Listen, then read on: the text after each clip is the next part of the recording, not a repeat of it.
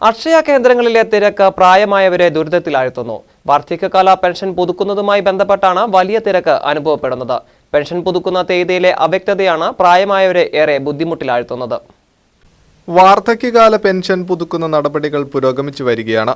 സംസ്ഥാന സർക്കാർ അംഗീകൃത അക്ഷയ കേന്ദ്രങ്ങൾ വഴി മാത്രമാണ് പുതുക്കൽ നടപടികൾ നടന്നുവരുന്നത്. അതിനാൽ പല അക്ഷയ കേന്ദ്രങ്ങളിലും വലിയ തിരക്കാണ് അനുഭവപ്പെടുന്നത്. അതിരാവിലെ ആരംഭിക്കുന്ന തിരക്ക് വൈകിട്ട് വരെ നീളുകയാണ്. പ്രായമായവർ മണിക്കൂറുകൾ കാത്തുനിന്നാണ് നടപടിക്രമങ്ങൾ പൂർത്തിയാക്കുന്നത്. തീയതിയിലെ അവ്യക്തതയാണ് പ്രായമായവരെ ഏറെ വലയ്ക്കുന്നത്. ഇന്നിപ്പോൾ തിരക്കുണ്ട്. ഈ 30 വരെ ഉള്ളൂ എന്നാണ് പറയണത്.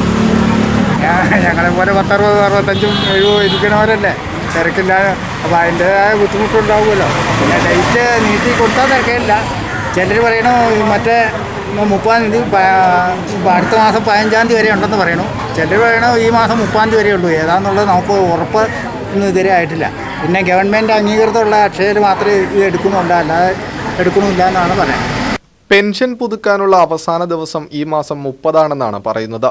എന്നാൽ ഇതിൽ യാതൊരു വ്യക്തതയും അധികാരികൾ വരുത്തിയിട്ടില്ല. അതിനാൽ പുതുക്കാനുള്ള ഡേറ്റ് നീട്ടി നൽകണമെന്നാണ് ഇവരുടെ ആവശ്യം. KCV news, Kothamangalam.